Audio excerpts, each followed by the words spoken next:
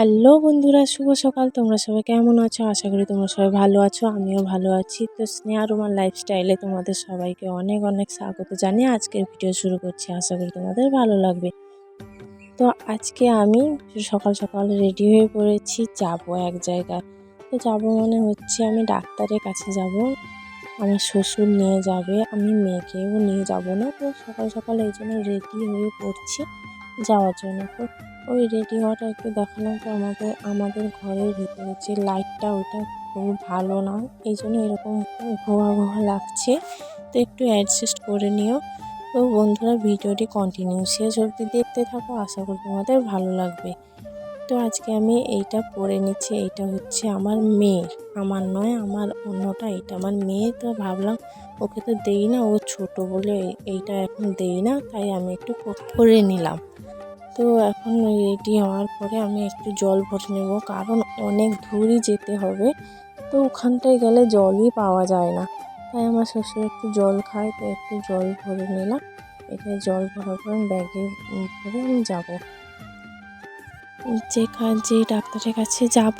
তো আগে একবার গিয়েছিলাম আমার মেয়েকে নিয়ে। আমি জানি না এত দূর বলে আমার মেয়েকে নিয়ে যেতে আমার খুবই কষ্ট হয়েছে। বসার সময় আমার গা হাত পা খুবই ব্যথা করেছিল, তাই এইবার আর এত দূর নিয়ে যাচ্ছি না মেয়েকে। তো মিনিমাম যেতে বাইকে যেতে 45 মিনিট মতো লেগে যায়, যেতে আসতে তাহলে আর কত মিনিট লাগবে তাহলে ভেবে না। তো এই জন্য যেতে খুবই দেরি হয়, এই জন্য আমি আর এবার মেয়েকে নিয়ে যাচ্ছি না।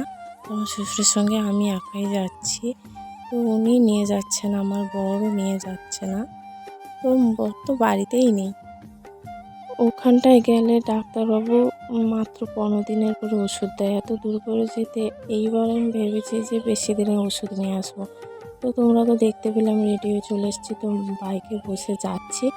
এটা হচ্ছে আমাদের পাউসি বলে, এটা পাউসি ব্রিজ।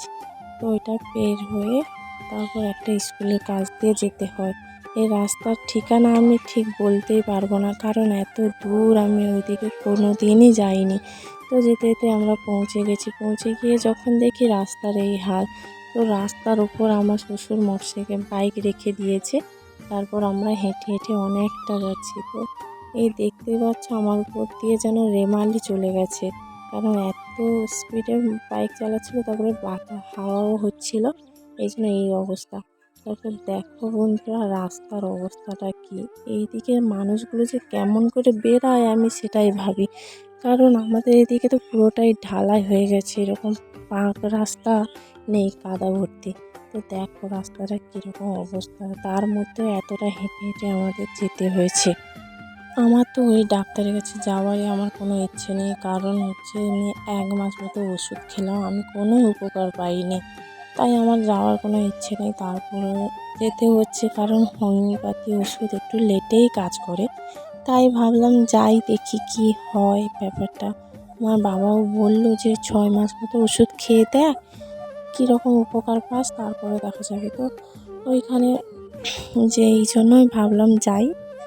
উপকার কি পাবো আমি জানি না, কিন্তু প্রচুর টাকা নেয়। হোমিওপ্যাথি ওষুধে এত টাকা নেয় আমার জানা নেই।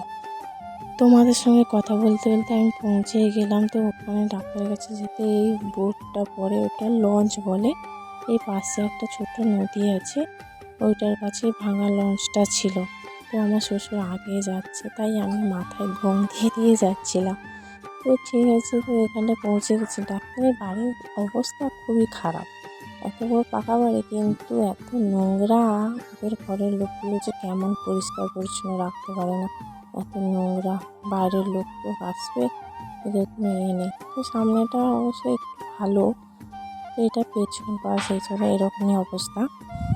তোমাদেরকে সব কিছু দেখাতে দেখাতে আর কথা বলতে বলতে আমি ডাক্তারের কাছে ফাইনালি পৌঁছে গেলাম। তো ডাক্তারবাবু বাড়িতেই ছিলেন। তো উনি হচ্ছেন ডাক্তারবাবু, খালি গায়ে বসে আছে, বাড়িতে আছে বলে এরকম করে বসে আছে।